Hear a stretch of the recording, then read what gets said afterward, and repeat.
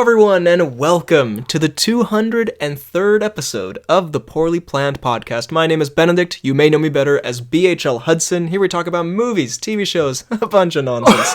With me as always is my friend, co-host, and, dare I say, tattooed buddy. God, you dare say, can I just say, delightful. Frederick. Fucker. Can I just say the little laugh in the intro there? Ooh. Oh, man, I'm digging it. I'm a professional. Tattooed. Tattooed, yeah. Got it done yesterday, and sadly not the one we talked about before. Actually, that might be slightly confusing in the lore of the pod. But yeah, got a little manta ray on the arm. Ooh. I mean, to be fair, for pod lore, your biology, your love of the ocean, your swimming tails. Exactly. Very fitting. So I think it is one that suits me and is personal to me. But as we'll maybe see in a future video, who knows? Ooh. There was a bit of scouting done there as well in terms of the possibility and the very real future aspects of getting a little ruined, poorly planned. Oh my goodness, what a regrettable decision that will be. Goodness me, the moment it's done, fuck. Gotta cut the whole arm off. Gotta amputate it, doc.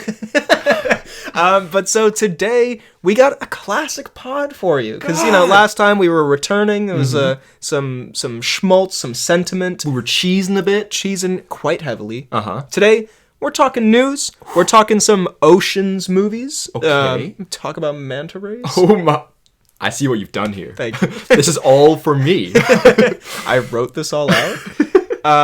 We're talking a Night of the Seven Kingdoms trailer. We're talking Minecraft 2, a Tangled live-action movie. A little bit of a down. We were going so well, and now we're talking Minecraft 2. Minecraft 2, pretty exciting. And then, for the topic today, we're talking Jared Leto's Tron Ares. I don't know why. There's so many different Tron Ares out there. Yeah, it's his interpretation. Also, I was about to... It's cinema. Sorry. I was about to say the GOAT Jared Leto's, but then I was like, wait a minute. Everyone knows that already. That's redundant. Probably not the way to introduce. And we're going to also talk a little bit of Peacemaker Season 2, because I finished it. It wrapped up last week. You're 5 episodes in? I believe I'm 5 episodes in, yeah. We can have a general discussion. Exactly. And then maybe next time we can talk the finale, because that's also sort of a sticking point for a lot of people. And, it's going to be a good one. There's some Cnews at the end. It's going to be fun. We're just back in the groove now. We're back in the groove. Just a normal, great pod upcoming. Great is, we'll see. Let's see. We do have Minecraft 2 news, but I will say there are timecodes down below. You want to skip around to any of the news, any of the other things. Hit subscribe, hit follow, all that good stuff. You could pause and follow and send some money.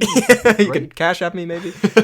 Before we get into it, I was about to say before we get into the festivities. I don't know if that's an appropriate way of describing it. I don't know if that's kind of downplaying it a bit about what's about to happen. Talking about the Oceans prequel that's coming up, starring Bradley Cooper. But first of all, just a couple little things. One, and this might be unfortunate because I don't know if this episode will be the same. Just want to apologize slightly for the audio last episode, just because it was the first time back, and there were a couple little kinks in terms of, audio peaking, also the acoustics and whatnot. We'll figure it out. I still think, hopefully, listenable episode. I mean, I was sitting there. There was a little bit of an echo, maybe. But it's also we were sitting in a spacious ballroom. Okay. So yeah, well, I mean, that is my living room. That's quite small. That is my car that I sleep in.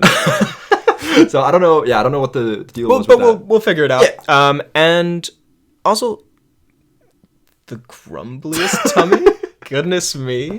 I hope the mic picked up that fucking earthquake, that deep growl that just happened. But before we get into the news and stuff, sometimes we do little anecdotes at the start of the pod. Just little things happening in the life. We are not just podcasters. Believe it or not, I don't. But you told me a while ago that there was a yes. little story, and you're like, but you know what? I'll save it for the pod 'cause it's kind of a pod-worthy story. I think it's both pod-worthy and a little pod-adjacent because there's some relevance here. Okay. And I'll start out by saying this is a story that doesn't paint me in a very good light. So those are my favorite stories. Is that not all the stories? I was gonna say it's most of the ones you tell. But so basically, now that and I feel more comfortable saying this because there's been a bit of time that's passed now. But at the time, I was genuinely mortified at this. So basically, when I was still living back in Scotland, I was very excited about the the future about moving back to Denmark. And with that also came the fact that I had to find a new place to live. And in that, I was on Facebook, joined a few Facebook groups in Copenhagen for like flats that are out to rent. And so I texted a bunch of people like, would you want me as a roommate, like stuff like that, or a flatmate? And then this sweet guy, I won't say his actual name, we'll call him George. Okay. Appropriate. Exactly. I sent a long kind of like message talking about myself as well, like kind of like pitching myself, if you will. And he responded like, oh my God, you actually seem like a very nice, sweet guy. Would you be up for taking a call sometime and discussing the future about this? I said, George, fuck yes. This sounds great. Hell no. George, that sounds like a bit much. Just let me move in. And so then we have this call, and he's actually such a sweet, delightful guy, right? Very, very nice. This can end with like, and so I hit him with my car. And so I accidentally decapitated him. But so we're sitting there talking, and he is a guy who's done short films. Hey, yo. He is super into just movies in general. So we sat and talked movies for a bit. And then I was like, oh, you won't believe this. My best friend, he actually has a YouTube channel that is actually quite popular. So I pick up the PHL Hudson.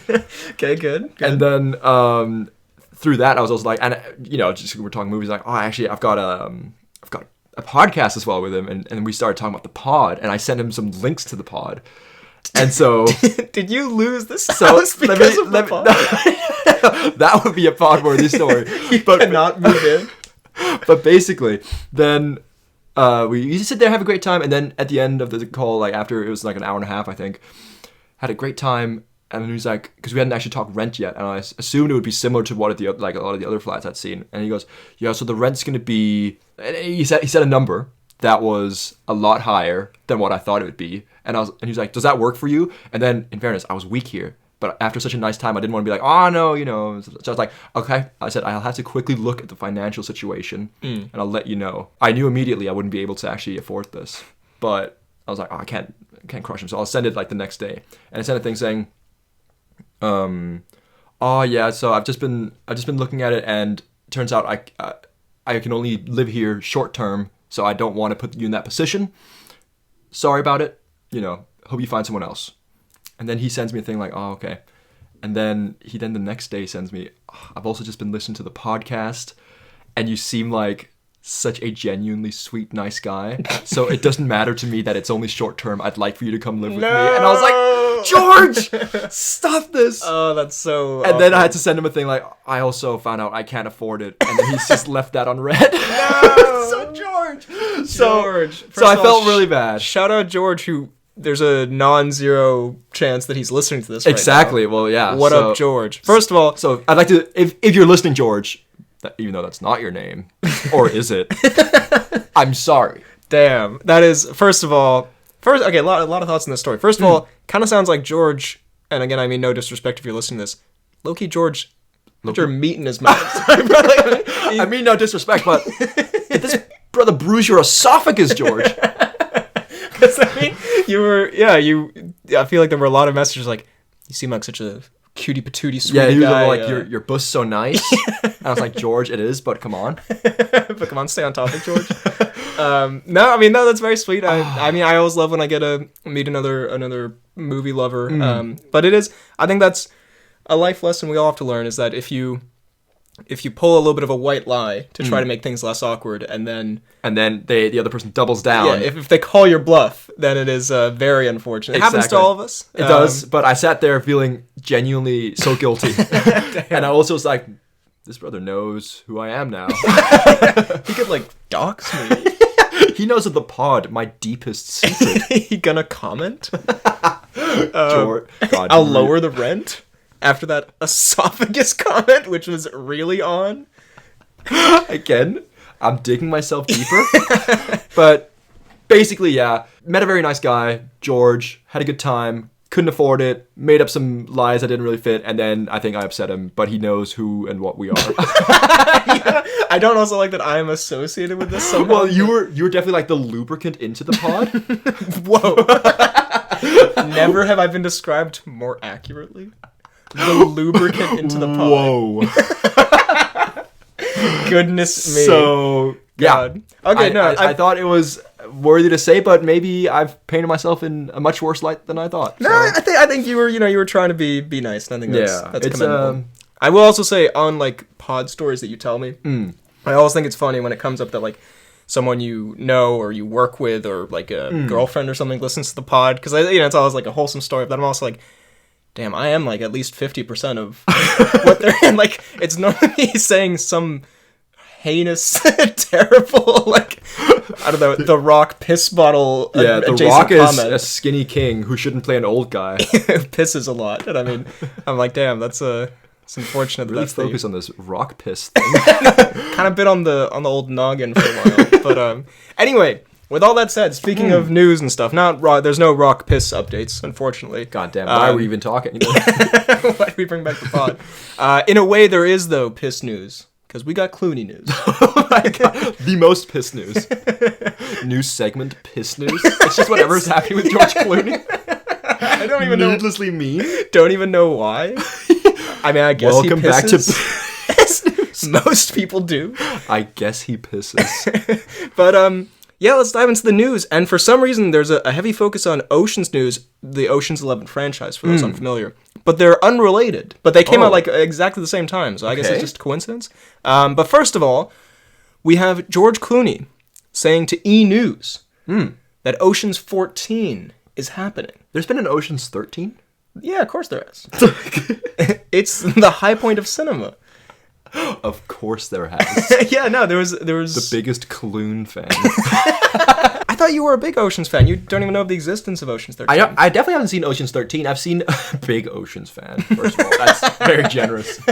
I have seen Oceans 11 and 12, I believe, and I believe I started watching Oceans Ocho and fell asleep. So there's that. Fair. I've not seen it. I would say I like them. I'm a fan of the Oceans. I think the first one, classic, a lot of fun. 2 and 3, I could not tell you a single thing that happens in them, like, separately. They're just sort of the same thing, and they're pretty okay. Yeah. I don't remember who is the 12th and the 13th Oceans member, because I was going to, who's going to be number 14, but I don't even remember who fucking 12 is. But I realized I don't give a shit. But he did also say in this, I saw TikTok of him talking, that Pitt, Cheadle, Damon, and Roberts will be returning. All returning. Am I the only one who did not remember half of those people were in an Ocean's movie? Was Damon number 12? Was Damon only in No. 12? No, Damon was in the first one, wasn't he? I'm gonna Google it. I'm a goog. Who was the 12th in Ocean's 12? Who was the 12th Ocean? I think it was Matt Damon. Julia Roberts? Julia Roberts. Well, this is a AI overview, so I don't know how much we can... Ocean's 12. The film was... Casey Affleck? Whatever. Who fucking cares? Anyway, are you excited? Genuinely so angry. That tangent ended abruptly. Are you excited for another Ocean's movie with all of these? So close to the answer. Who the fuck gives a shit? Just a movie podcast? Why would we know? Do you care about, in a not mean way, all these old people coming back to rob a bank or whatever? I get the sense that the fact that you emphasize the old bit, that you're very against the production of this movie. I boycotted?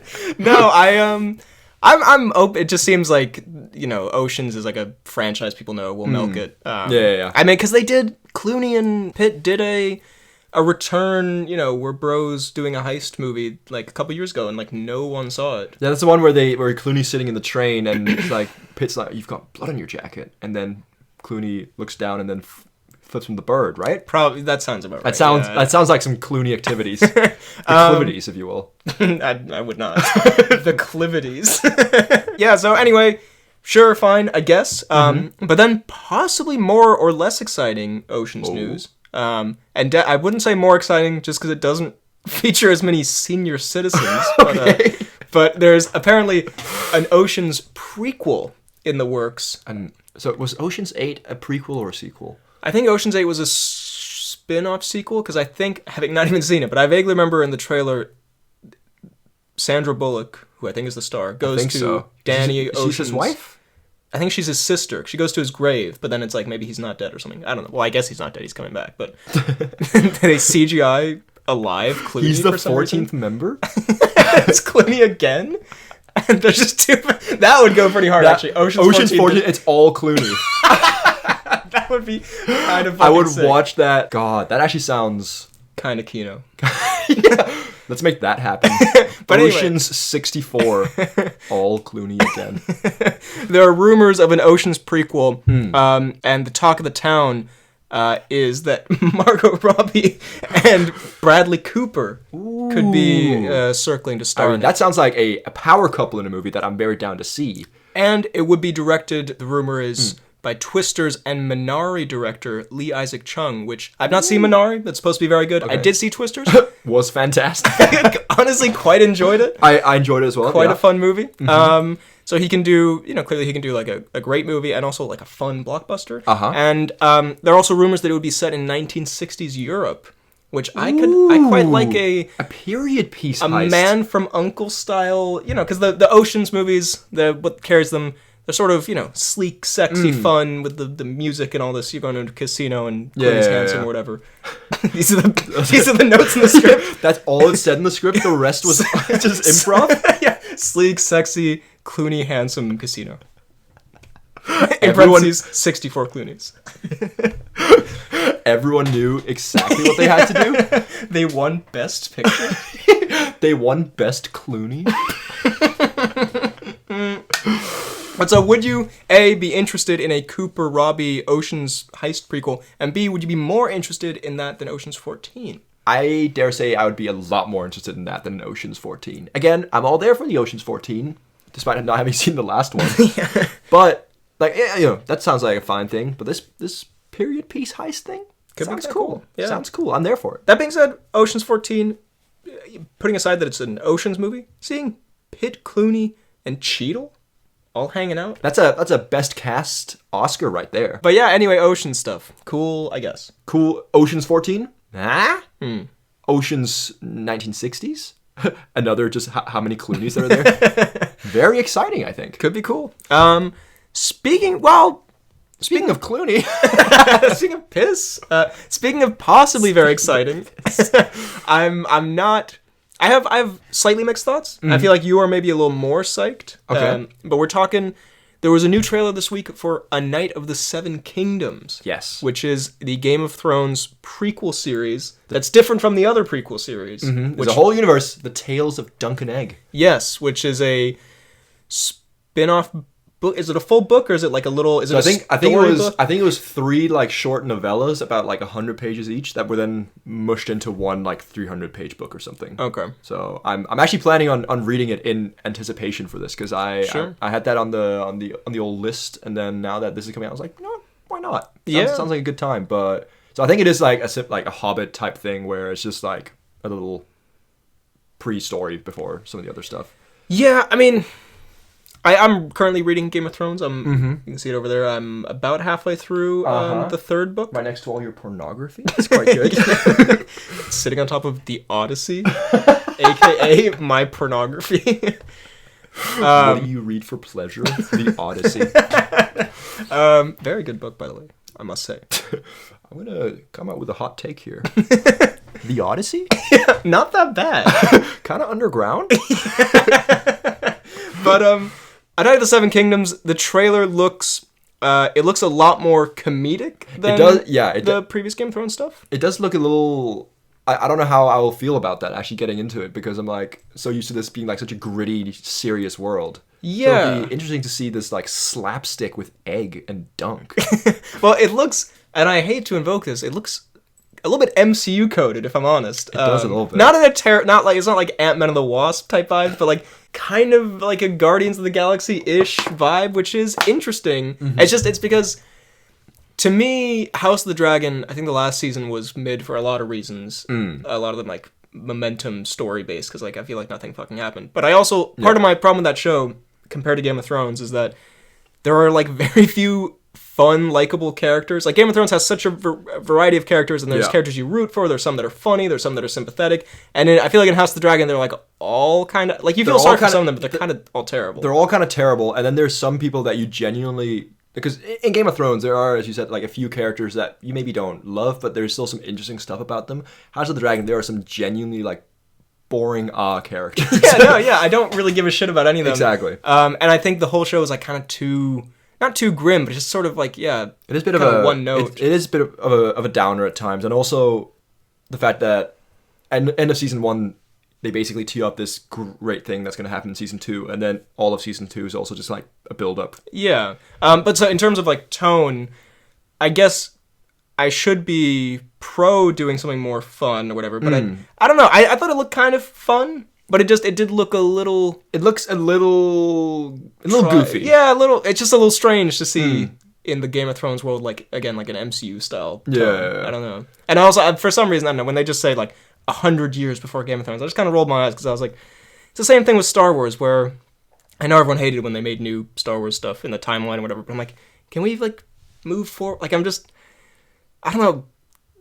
Just going back in time again and doing stuff before the main story. Like, what if we filled in this gap and this gap? And this gap? Like, it can be good, of course, but I think this will work better because I do think this is a lot more of a standalone thing. Whereas House of the Dragon and Game of Thrones, there's so many references and ties in together. Whereas this one, I think it's in the same world, which I think is a cool world. So I don't think it'll really matter how much before or after it is because I think it's just gonna be a standalone kind of. No, that's a good point. That's a good point. A thing. So, but I'm excited. I'll watch it. Yeah. I think it'll be a good time. I'll start watching it. I'll see. I'll watch 5 minutes and then instantly turn it off. Well, I don't know. I have lately because I was like, man, I gotta stay up to date with all the shows and stuff, and I've sort of started to, I started Gen V season 2, and it wasn't even bad, but I was just like, I don't really care. Alien Earth, bro. I forced myself to watch Is that a show? It's a show that came out over the summer, and I was like, oh, I have to. It's like the new franchise, whatever. I have to. And then I did 6 episodes because I'm gonna make a review and everything, and I was saying like, bro, fuck this. I'm not. Epiphany. I've got free will. I ain't gonna watch this garbage. I could go outside maybe. Make yourself sound like such a hermit. I could see sunlight for the first time in weeks. Since I've been binging Alien Earth. It wasn't even bad, it's just kind of boring. Anyway, Night of Seven Kingdoms. I'm hyped. Again, I'm less hyped than I was for either of the other shows, but I think this will be a good time. Well, speaking of things that you're extremely hyped for, because you're a little baby. Okay, yeah. The True. Minecraft sequel? Why is the Minecraft sequel happening? Because it made almost $1 billion. The biggest proponent. Because it was a cult phenomenon and everyone loved it. Yeah. You see from my presentation, it's a goddamn masterpiece. I hate. It's also funny because we've had this discussion. I strongly did not care for the Minecraft movie, and you were pretty on board. I think you remember saying it's my favorite movie. Okay, let's. Goo goo gaga. I think it's better to like the Minecraft movie than to actively hate it. Okay, I didn't actively hate it. You sent me multiple voice notes of you just screaming into oblivion and then cursing the Minecraft movie. But I think it's, you don't go to the Minecraft movie to expect a great time. To expect good things. I think I saw there was a review on Letterboxd, which I occasionally think are funny. Very rarely. But it said it compared basically showing your kid the Minecraft movie to letting your dog eat shit, where it's yeah, the dog will eat it, but it doesn't mean I'm a good person for feeding him it. I mean, that's kind of look, if you enjoy the Minecraft movie, who fucking cares? Enjoy what you want. But it's I feel like there's gonna be some backhanded thing coming this way. You're a baby. Goo goo gaga. If I were to quote you, I don't know. It is just slop garbage. I'm sorry. I feel like it's not a controversial thing. It's not a controversial thing. You can, and you are not. And if slop garbage is for you, then you'll have a feast. You're not. I think someone actually commented they wanted to see us talk about the Minecraft movie. So here you go. You're not a bad person for liking the Minecraft movie. I never thought I was until you said this. I feel like you're heavily projecting onto me that I'm both a baby and a bad person for not hating the Minecraft movie. You're a terrible baby. But no, so look, I don't know. I to be fair, I think there's something interesting in this conversation of because I've talked to some of my friends about the future of movies and cinemas and this kind of stuff. I think the future of cinemas, the physical location, it's gonna be event things, which it kind of is already now, but it's much more like, you know, when Minecraft came out, it was sort of a thing to go see it in the cinema and do all that stuff. Like Barbie, Barbenheimer, the Minions thing where everyone dressed up in suits, whatever. And then, like, you know, Taylor Swift puts out a thing, or like the Demon Slayer movie, like more like it's a thing to see it on a big screen kind of vibe. Instead of like, I don't know, Tron Ares. I don't know. But you definitely need the biggest screen for Tron Ares. But yeah, I don't know. Who cares? It'll make some people happy. It's the kind of thing where I'm like, I'll probably go watch it just because, it's a Minecraft movie. I'm not expecting anything good at all, but it's also just fun to see Jack Black be kind of unhinged. And to be fair, this fucking guy on his motorcycle. Okay, it's been a while since we did an angry BHL crash out. An angry rant and go. This fucking this fucking guy, man. He has this kid who lives next door whose parents have given him everything. Who hasn't had to toil for a thing.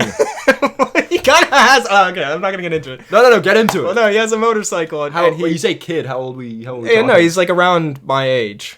So a man. Yeah, no, I guess, but I see him.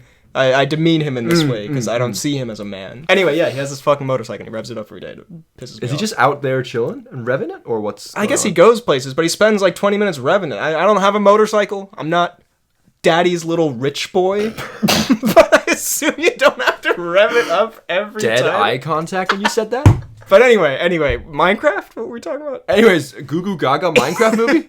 Sure. Fuck that guy. Yeah.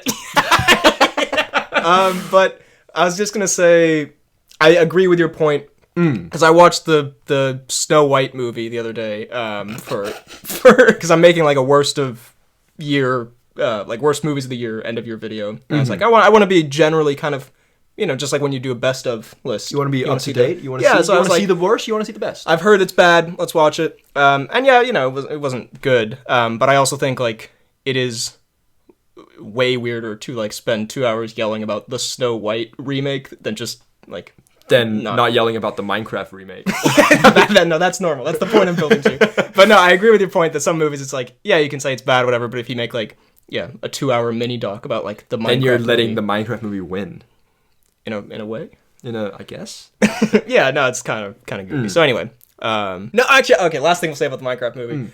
I think it's going to be very funny / extremely cringe and sad when they try to recreate the magic that was the first one. the organic, you know, internet meme of like the impossible for a film executive to understand like 50 layers of ironic brain rot, like YouTube shorts ranking Jack Black phrases sped up and slowed down. Like there's going to be a bunch of chicken jockey references. They're going to do all the stuff again, and it's going to be. Yeah, it's gonna be rough. But anyway, Minecraft 2. And last piece of news: apparently, the live-action Tangled movie is back on board. Which I also I can't remember which article I was reading, but I just thought the like apparent reasoning was funny. Where apparently Snow White flopped, and so they're like, okay, we're canceling or like we're putting it on hold. And then Lilo and Stitch made a lot of money. Like, okay, we're bringing it back. It's like, God, what are you stick to your guns here? They came out like 3 months apart. Like, can't you? I don't know. I just thought that was an amusing idea. But yeah, so anyway. So who's playing Snow White? I mean, Rapunzel? There are no rumors out there yet, but there is a rumor for one casting choice: Scarlett Johansson being eyed for Mother Gothel. Ooh. Which I can kind of see. I can kind of see it, but at the same time, could she be gross and old? Impossible. She's not gonna give you her number, little bro. Yeah, this is me simping hard. No, I think they could, they can CGI and makeup and whatnot. But yeah, it'll be, apparently the talk is it'll be directed by Michael Gracie of The Greatest Showman and Better Man. Okay. 2 pretty enjoyable musical movies. I haven't seen Better Man, but quite honestly, I think you would quite like it. Yeah, I don't really like that's Robbie Williams. Yeah, I don't really like Robbie Williams that much. Well, kind of annoys me. Robbie, that might be a problem with the Robbie Williams movie. The fact that he's like, let me just be an ape. I was like, no, I was the same. Where I was like, I was also not a believer at the start, but now I see. But when you watch it, actually, I don't want to say it goes really hard, but it's pretty good. It's quite a good movie. I don't want to say that. But yeah, anyway, Tangled live action. Look, the whole live action thing, again, you can do like a rant about it for an hour and a half. Like, it is what it is. They're making them. as these go, this is less dumb than doing like the Lion King live action, in my opinion. True, like there's true. people in it at least. And I really like the animated Tangled, so hopefully if they stick kind of close to that story, it could be cool. Yeah, why not? I have like a kind of, it's not a theory, but I feel like this is a possibility where once they run out of movies to make live action, I feel like if you take this idea, by the way, I want $1 billion, but they're gonna go back to the 2D animated movies and remake them 3D animation. So they're gonna do their classic movies in like the Tangled, Moana 3D animation style. Interesting. So I feel like at this point they're just like spamming like, okay, we don't want to write any new movies. Exactly. Like, how can we reuse just old recycle stuff? all the stuff? And I feel like that could be the next step. Interesting. Just an idea that crossed my mind. Hate Robin Hood, but I don't know if I like I don't that. know. Robin Hood Zootopia stuff? No. Wrong. Although, don't. Whatever you're about to say, don't. Madame Cluck, though? All right. I'm glad you did say it, actually. Moving on. Genuine fear in your eyes. Don't say it. Anyway, moving on. That's the news for this week. Cool stuff, generally, I guess. I'm up for it. Topic time. Ooh. We, over the weekend, or last weekend, we saw Tron Ares as a Woody movie in our cinema-going tradition where we eat at a restaurant and then see a movie. Honestly, a timeless tradition. timeless tradition. A very also, unique thing. Kind of what everyone does. But we've made it our own. No, it's a Woody. It's a Woody. But we saw Tron Ares, which is currently flopping hard. Yeah? I don't know if you've seen. I think it is opened lower than Morbius, which That's even possible. thought to be an impossible task. What are we talking here? Because it had a budget of what? $180 million. Who the fuck is putting $180 million into the Tron movie? Very funny. God. But then I think they did it as a prank, maybe. But I think it opened with around $33 million, which is My goodness. pretty grim. That is not not what you want. Dwayne Johnson is laughing at you. And he made And two he nickels flops. at the box office. But anyway, Tron Ares. I watched Tron and Tron Legacy a few months ago in preparation for this, just because, they're Yeah, you walked in some like, homework. when we sat down, you did say, so you're familiar with the Tron universe, right? I was like, obviously I'm not familiar with the Tron universe. Then you stole my lunch money. I wedgied you. You gave me Books Event, a Danish bullying tradition, by the way, in case for those unaware. Don't books event me. It's where you fill someone's pants with water. Yeah, it translates to Water pants? water pants. Which, I'll be honest, I've never been Books Event. but sounds like it go kind of hard. I feel like that's a really impractical... Like, you have to drag someone to a sink or something. And I don't really... Yeah, how do you even do it? Do you then, like, pull them up into the sink? because I've seen, like, in, like, the cartoons, whatever, in, like, a Danish kid's book or something, it's always, like, someone in a sink and a bully... Like, but, like... I don't... Was Books Event just a myth? Anyways. Did anyone actually do that shit? Was books event just a myth? The Boogeyman? Books Event? Books event? Books Event? Pants Man? Anyway, Tron Ares. Tron 1. Pants man. The Tron Ares. I think Tron 1, it's like a cult movie. It had like amazing effects for the time. I look back on it and didn't they look genuinely awful? Yeah, I mean, it's one of those where like, I don't know, you can view it either like in the 80s, like, holy fuck, this is crazy. And like, in present day, it doesn't hold up as much. I just think also the movie's boring as shit. It's like, it's completely... Is that the one where Jeff Bridges actually goes into the Yeah, thing? it's like kind of completely incomprehensible, like the lore and whatever the fuck is happening. Tron Legacy is like a sort of bland Disney remake where it has super generic story, but it has a sick Daft Punk score, it has some cool visuals. Cool. And then we come to Tron Ares, which... Cinema. which I don't know, somehow bucked the trend of... those both were 2.5-star movies for me. So I was kind of hoping to complete the trilogy of like a perfectly mid trilogy. But it's worse in my opinion. It's worse. What was the final score you gave it? I went 1.5. Actually, you went 2.5. I went so 2.5. You've completed the trilogy. I've completed it for you, but it's I got exactly what I thought I'd be getting from the Tron movie, Okay, fair enough. which was I was expecting about a 2.5. So Okay. like that's. But in fairness, I think if I watched this by myself, not with you, I do believe it would probably have been a 2 or 1.5. Yeah. Well, because a lot of my enjoyment came from us sitting laughing at it, and then I think that then translates into me enjoying the movie more and maybe rating it a bit higher. Sure. Well, we'll get into what we found amusing about it. Just on the movie itself, the review here. I think my overall, I don't know how I would sum it up. Yeah.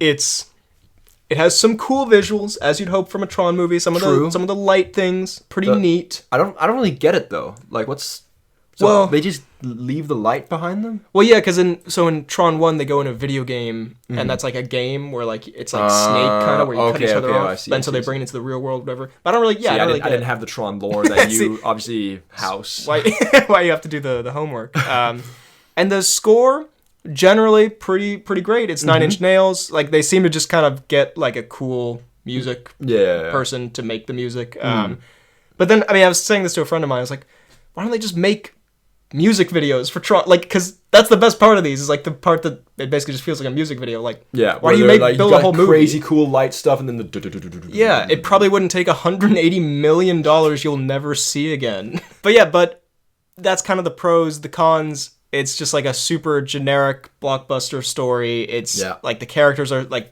main character has like, we talked about the Mahershala straight line character arc from Jurassic World last time, and she just has like, my sister's dead, but like, she also kind of knew what she was talking about, but her character is my sister's dead, and like that's it. And I like Greta Lee, known from past lives and also as trans granddaughter. Exactly, from Nick Miller's lover friend. Yes.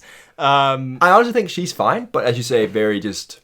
No, the whole thing is just generic sort of, slop nothingness in terms of, the story and whatnot. Yeah. But yeah, well, let's get into some stuff. First of all, Jared Leto. He needs to maybe stop acting. Damn. Real harsh out the gate. No. Not unfair, though. The thing is... Well, first of all, can we just say, because for years I've seen people hate Jared Leto for they call him sort of a creep, but there's been very vague, like, he's creepy or he's done something weird. I remember someone said something about like a culty kind of thing with his music, whatever. So I wanted to just like didn't he send like dead rats or something during Suicide Squad? Yeah, I remember that. He was weird on the Suicide Squad set in the name of like being the Joker. Being the Joker, yeah. Which is just not an excuse to send people dead rats. But guys, I'm the Joker. And condoms and shit. Do you remember that? It was talks about him sending condoms and stuff. Used condoms. Were the used condoms involved with the rats? Oh my god, was this used condom inside of the rat? God. But anyway, so it's all in the name of the Joker. What a Joker move. Fuck a dead rat. Or fuck a rat to death. Oh my god, alright. Hey, that's way too far. That's more of the Penguin. Classic Cobblepot. Big the Riddler move. Fuck a rat to death. It's like, that's his master plan. It's not to like bomb Gotham. Why are you stopping Mr. Freeze? He's in the Sioux. I just imagine Batman showing up to a crime scene ready to like stop him from poisoning Gotham's water supply or something. He's like, wait a minute. Calendar Man, what are you doing? But anyway, yeah, so anyway, I wanted to look up just to get like a definitive sort of statement on like that's a bad segue. But on Jared Leto's like status in Hollywood, what's the deal with Jared Leto? So I've taken this from Wikipedia. Okay. Which, in hindsight, maybe that's not like the best direct source. I needed a good source to see what's happening. But it sums it up. Okay. In June 2025, Leto was accused of sexual misconduct by at least 9 women in events dating as far back as 2006. Representatives for Leto have expressly denied the allegations. So that's where it is. That's in terms of Leto being like why people are like, I don't want to see a movie with Jared Leto. Gross. That would explain it. That would explain it. So then maybe, again, talking to the Tron people, maybe don't put Jared Leto in your movie if you don't want to bomb. Well, no, that was because he's also in the Masters of the Universe movie next year, and I saw some Variety article that was talking about, like, it's kind of bad timing to, like, put a tentpole movie on Jared Leto. Because, so again, allegations. Exactly. But obviously not a good look. And also, that aside, just Jared Leto, the actor... He's just... I don't know why he's so popular. No, he was good in like 3 movies 25 years ago. Exactly. He was in Fight Club, he was in American Psycho, and he was in Requiem for a Dream. I'm sure he's been fine in some other things. He was in Dallas Buyers Club. That was sort of a big Oscar performance. But then, I mean, since then, he's mostly, he was the Joker in Suicide Squad. He was the Morbius in Morbius. He was in, what was the other? He was Italian in House of Gucci. Yeah. Apparently offensively so. I haven't seen it, but apparently it was not a good performance. And he's just not been, I mean, he's the worst part of Blade Runner 2049. He's not like a terrible actor where I'm like, I don't know, it takes you out of it immediately how bad he is. No, but he's extremely bland, and considering he brings, baggage of allegations and this kind of That's stuff. what I'm thinking, like, with what he, as you say, the baggage he comes with, what's the deal? Why is Hollywood fiending? Yeah, I don't know. I mean, also, I think it might be partially, like, who wants to star in the Tron movie? Like, they kind of just want to get, like, okay, what's, like, a big-name actor? And maybe it's a crossroads, like, no one really wants to be in Tron, and Jared Leto wants work of some kind in, like, a major film. And Jared Leto's been unemployed for years. So, I mean, I don't know. But so, immediately just off the bat, Jared Leto... Because it's funny, he's not on a lot of the posters and stuff. Like, it's not playing up, like, look, it's Jared Leto's Tron Ares. Yeah. So, immediately, there's again, allegations, but there's an ickiness to just the whole situation around Jared Leto. He's not very good. Yeah. And his character is also bad, boring, and, like, inconsistent. Well, again, not to do too much of, like, a deep analysis on the Tron movie. Please. But I'm just confused by a lot of the way, like, things work. Now, we can get into... I have some notes here, especially about...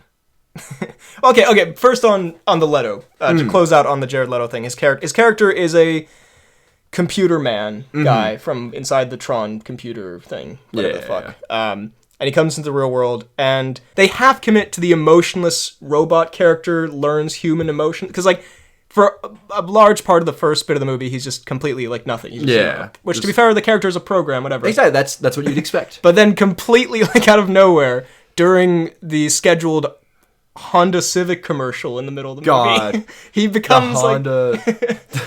he becomes like they basically just cram all of the, like, Terminator 2, like, what if the robot, started doing jokes bits into, like, just, like, all randomly in there. So, first of all, the Honda Civic thing. The Honda Civic thing, we laughed. It was quite great. a lot, because that was genuinely the most on-the-nose thing I've ever seen in terms of, like, ad placements. If you haven't seen the movie, they're running away from someone or something. They're in a gas station. They get in a car. Yeah, they're in a car before. They're like, oh, this simply won't do. And then what pulls up?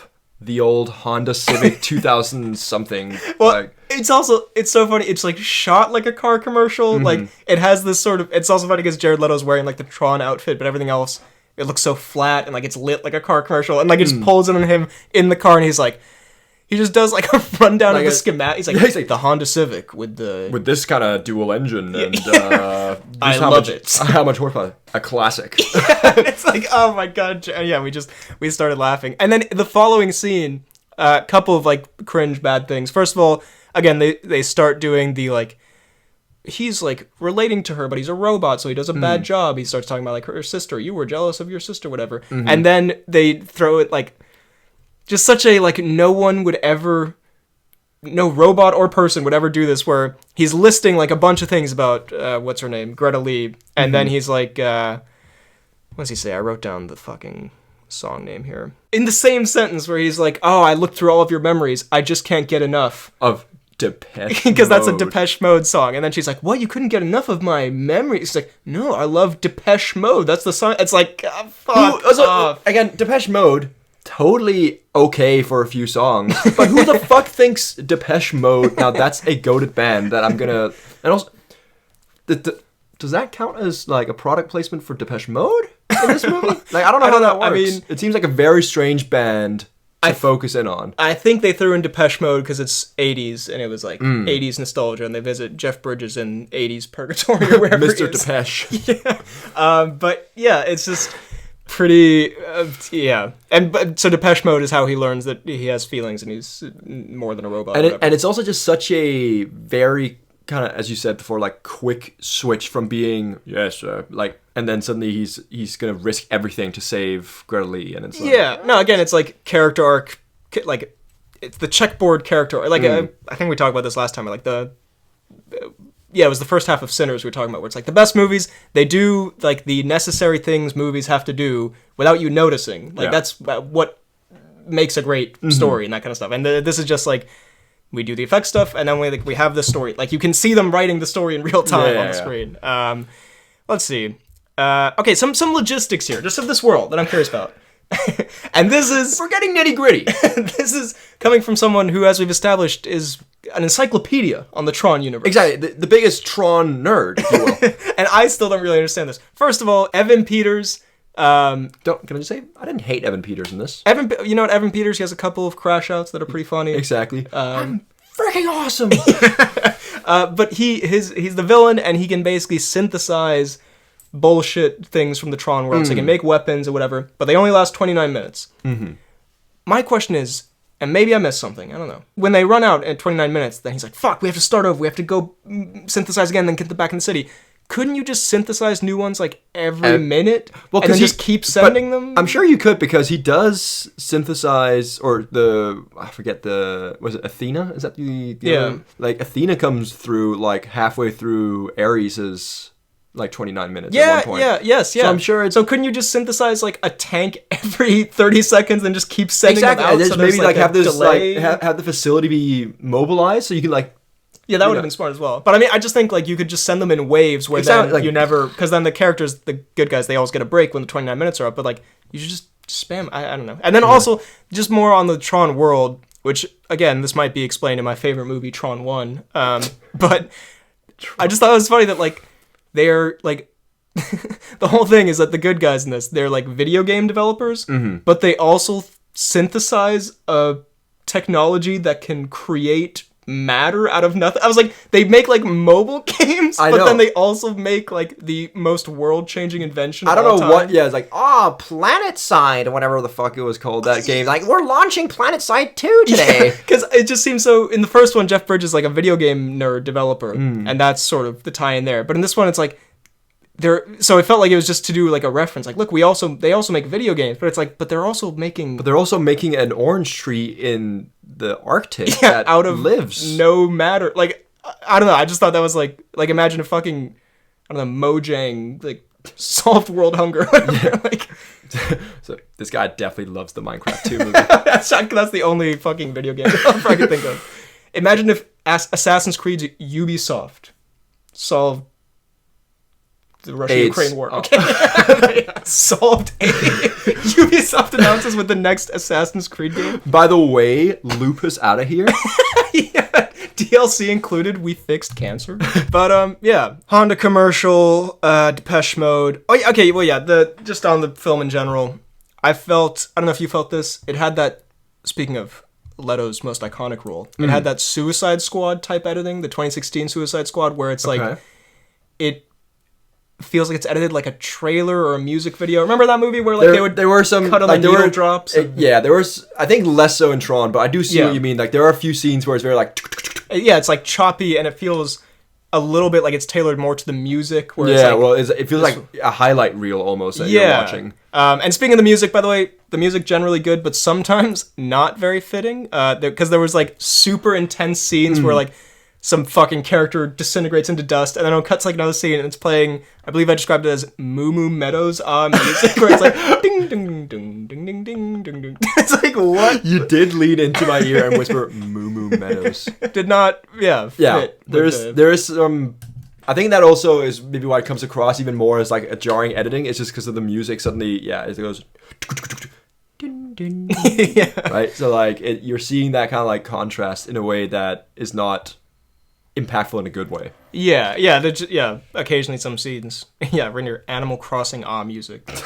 Last point here, unless you have more to say, but I think about the Tron Ares movie. Well, we can't go much further without talking about the GOAT, Jeff Bridges. The dude who seems so incredibly zoinked out of his mind. First of all, they definitely pulled up when Bridges was already zoinked. Exactly. And he's clearly in this movie wearing just what he was wearing on the day. Yeah, we were saying this is Jeff Bridges just filmed off script in his trailer and then cut from that. He actually just lives in that 80s dimension. That's where Jeff Bridges exists. Jeff Bridges is just a video game at this point. But yeah, so basically at one point Jared Leto, they want to do the Legacy sequel nostalgia thing. So they go to like the world of Tron 1 basically with these 3D animation 80s things, and Jeff Bridges is there to give him some kind of advice. I don't remember what the fuck he told him. I don't remember what he said at all. I've given him the permanence code or something. But it's funny that the permanence code is actually the code to impermanence. Yeah, I was like, okay, Bridges, how many shrooms are you on, my guy? Yeah. No, I mean, yeah, I kind of, I don't know. I saw Tron like 2 months ago, so I don't have any nostalgia for it. But I mean, they got me a little bit. Where I was like, oh, it's kind of fun. They did the Bridges. Thing. But not like I was like, yeah, Bridges. No, I remember you standing up and just yelling Bridges, and everyone else around was like, who the fuck is? But when they go to the 3D 80s Tron dimension, I was like, well, that's kind of it's a little neat. Funny just to see fucking See Bridges. just the mechanics and the shapes and whatnot. Yeah. But yeah, I don't know. Bridges is pretty. I like seeing Bridges. He's pretty old. Factually, I don't know. And therefore I hate him. No. But it is the first movie he's done since since Bad Times at the El Royale. Really? I don't. I might be wrong about that. Is this a Michael Caine situation that he comes out of retirement for the Tron Ares movie? I'm sure they paid him so much money, but it's just so funny because Tron 1, A, not like a super classic movie, and B, like his character in it no one is like, oh, he's not like Indiana Jones or Han Solo or something. It's just funny that again we've reached sort of the end of the Legacy sequel thing. We're like, yeah, no, Jeff Bridges from Tron. God. You remember him? You remember Jeff Bridges? He's now a hologram in here, and he's like fucking the character of Kevin Flynn, the most beloved cosplayed character of all time. I can't walk around Copenhagen without seeing at least 17 Kevin Flynn cosplayers. Yeah. 2 more things. One, I did like Athena, the sort of. I mean, I'm not nothing exceptional, but I mean. Are you backtracking? She was actually mid. I didn't. The biggest Athena lover. As like a henchman. She was a fine Someone henchman. to chase you around. She did a pretty good Walter/Cruz run at one point. We did also enjoy that very Walter run up the parking lot, was it? Yeah, she hits the Cruz down the I don't know, whatever the fuck he's running down, that one Mission Impossible movie, down the stretch. Yeah. That was pretty good. But yeah, there's, I think, actually, okay, very last thing we'll talk about. Again, speaking of things, the Tron Ares movie definitely needed a post-credits scene. If you weren't excited about the other references before, oh boy, this'll turn it around for you. Evan Peters in he's sent to the Tron dimension, whatever the fuck that means. Because also I'm pretty sure Tron is like a character. I don't even think that's the world. I don't even fucking know. Anyway. I don't even know what's going on. Also, what can I just say? Do you really want to go to a world that is in ruin? And where you just are gonna live there forever, then to get caught? I don't know. What's worse? I guess. But then when he goes to the Tron dimension, he can become. What's the guy's name? I was gonna say Shere Khan, but I'm pretty sure that's the tiger from the Jungle Book. Something along those lines. Like he goes into the Tron world and becomes Mowgli. The villain from Tron 1. He's like, again, it's just so funny. Like that is not. I literally only knew about it because I watched the movie like a month ago. Yeah. Yeah, I don't know. And I don't think off of the whatever $3 it made or whatever it was they're going to make 28 cents it made. The profit of negative 150 million or whatever. I don't think we're going to get a sequel, but God. Maybe. But Tron Ares. Tron Ares, bad. I was going to say pretty good. No, it was pretty bad. Yeah, I enjoyed it because I saw it with you. Yeah, it's exactly what I expect from the Tron movie. It's not like offensively bad or anything. No. I mean, beyond Jared Leto being exactly which could possibly be considered offensive. But it's whatever. Next little topic, and then we won't go super crazy on this because again we can talk more of the finale when you've seen it. But Peacemaker season 2 wrapped up. Yep. Some could say Peacemaker, what a joke. Or Peacemaker, what a joke. What a pretty good season, maybe. Ooh, I will say I see also what you've done here. didn't really do much. I'm glad you've seen some of it because I don't know. I don't want to say James Gunn loves the podcast, but clearly someone at DC thinks Peacemaker, what a joke. That clip is also as funny as we do. They love it so much. Because it was played like, what, 4 times already in the first few episodes? This is our, we were saying this last time, where we predict certain things or whatever. We're ahead of the curve. We birth them into existence here. Because Peacemaker, what a joke. I think it's a fine line. We made it into a little meme. We made it huge. It's thanks to us that it did so well. Well, it's just 'cause I remember just watching the movie for the second time, and I just thought it was so funny. Like, because it's... Again, you can get lost in the meme of it where it all started, but it just started because the way he says it when he's about to die, like you think he's gonna be like, Peacemaker, what a joke, like sort of spit it at him. Yeah, because Peacemaker, what a joke. Says it almost sensually, Peacemaker. What a joke. Yeah. And Slight Rick Flag moan. And so they just hammer that clip over and over. They really do. Very funny. They love it so much. And I know it's like a traumatic thing, but you could just focus on the fact that you kill him. You do not need to say the what a joke bit.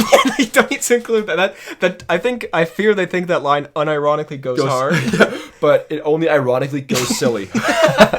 But what did you think of Peacemaker season 2 so far? Of what I've seen so far, so he's basically, what I just saw is that him and Judo Master have just escaped into the portal, and he's left the other people behind. He closed it after him. That's where I've gotten to. Gotcha. So far, I'm really enjoying it. I don't think it's quite as good as the first season, but it's still got some really good moments. And I think, I dare say, some of the dialogue is so stupid in a way that I love it. So I forget his name now, but the guy who's bird blind. Tim Meadows, yeah, that was one of my notes. Yeah, I think he's great. He's so good. Yeah, he's actually so good, and also just I don't know, because you've got some characters in the first season especially that are kind of unhinged and kind of funny, but they still kind of or you can kind of predict what they're about to say based on their vibe.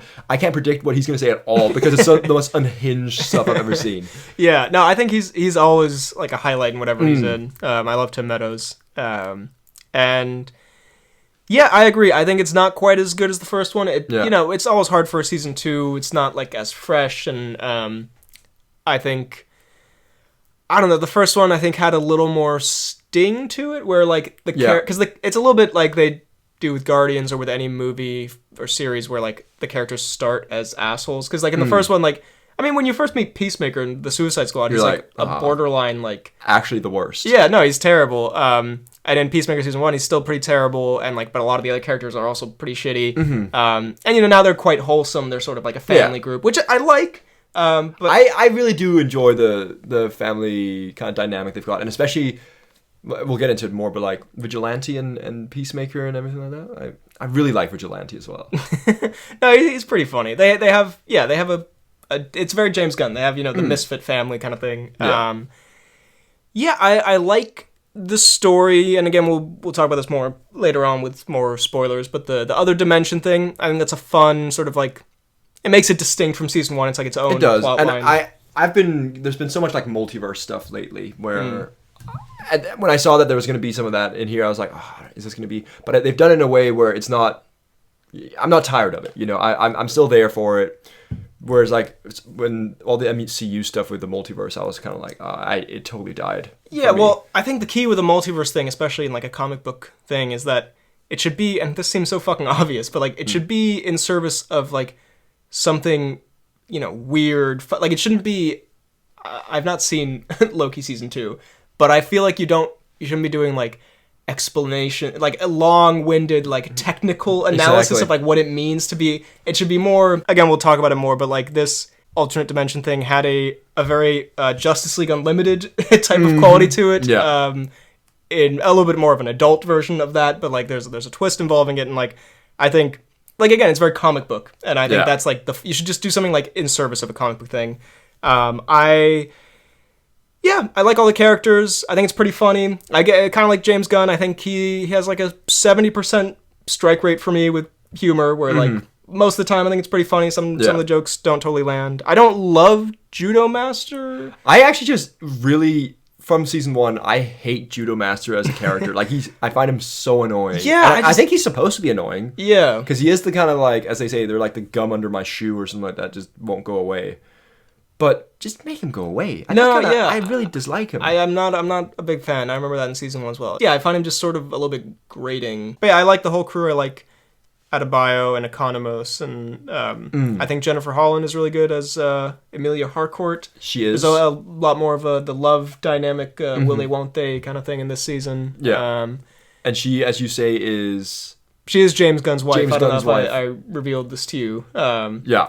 But I've just seen some kind of funny memes about, like James Gunn directing this scene or whatever. Yeah. kind of to very respect the, it's the craft of acting and directing Exactly, and whatnot. but that must be a little strange. At the same time, a little bit odd. But also, especially when it's a guy like John Cena, who's just a hulking man Just a beast. beautiful, sexy, like the most wonderful man. Exactly. Beast. Both charming and... I'll ignore that. Both charming, but also a physical specimen, Yeah. It's like... Kind of sounds like you want to direct John Cena kissing your wife, but we'll leave that be. Get my jollies off. I wish we'd let it be. To be fair, I think some people have, accused James Gunn a little bit of like, I don't know if it counts as nepotism, but like nepotism adjacent kind of thing, because his brother's in all of his movies. So now, as Justice, he's gonna get cucked. No, that's not what I'm saying. But like his brother's, I mean, to be fair, I have complained a little bit about his brother. I think we've talked on this podcast. What was his name? About Sean Gunn. Yeah, he's that he. Sorry, in the last couple Guardians, he got things, so much. Like he got too much play. Completely fine as Yondu's right hand man for like 2 minutes. Yeah, and now yeah. But he's not. He ain't all that. He really ain't all that, little bro. Literally, little bro. And I think he's. No, I like Sean Gunn, but yeah, I think, to be fair, he's in this briefly as Maxwell Lord, which I kind of... Who is Maxwell Lord? He's like a comic character who's... Is he kind of like... Does he have superpowers ever, or...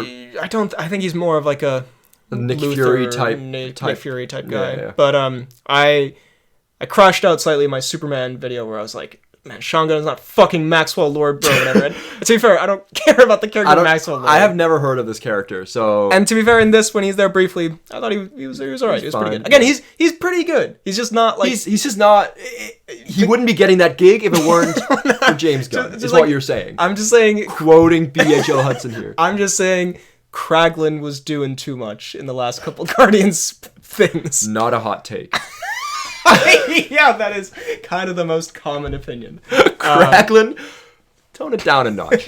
But I don't think this is a spoiler. This was the pilot episode or the premiere. Little Justice League or Justice Society cameo. Nathan Fillion. That was pretty fun. I really, really enjoy him as Green Lantern. Yeah, I think he's quite good. And Hawkgirl, enjoy. Very fun, good stuff. And again, we can talk about this more next week when you've wrapped it up. But I don't know. I like, again, the DC universe and like how they're building it. I think one of my problems with the season comes later on where it gets the building of it gets in the way of the story a little bit. But overall, Peacemaker season 2, pretty good. Pretty good. And can I just say, I think John Cena in general, great as Peacemaker. He's really, really good. And he's the acting's great. Like a lot better than if you told me 4 years ago, I'd be very much enjoying a John Cena show. I'd be like, come on. I'd be a huge Ricky Stenicki fan. I wouldn't have believed you. But he's a charming man, and he actually acts quite well, I think. Then he killed it as Ricky Stenicki. He did, though. Honestly, I haven't seen it. That might be a Ben and Fred watch in the future. Ricky Stenicki. It's actually so good. Anyways. But no, I totally agree with you that I sometimes remind myself, I'm like, damn, this guy's a fucking WWE wrestler. And he's he's actually making it in Hollywood. Yeah, and he's like funny. Like that's the thing. He's very comedically talented. So yeah, Peacemaker season 2, pretty good, I'd say. Not a joke. What? Not a joke at all. Without spoiling too much, are you a fan of the way it ended? No, but not because of I don't care about how it ended really of the story, but I just think the last episode was just all over the place. I guess okay. It's a very odd watch. But we'll talk about it. We'll get into it. Okay. Not terrible, but yeah, strange. Well, with all that said, oh my God, I believe it is now time for the Cnews. Goodness. God. Saying that on a more regular basis. You used to say it every day in the shower, just sitting there nude in my room. Anyway.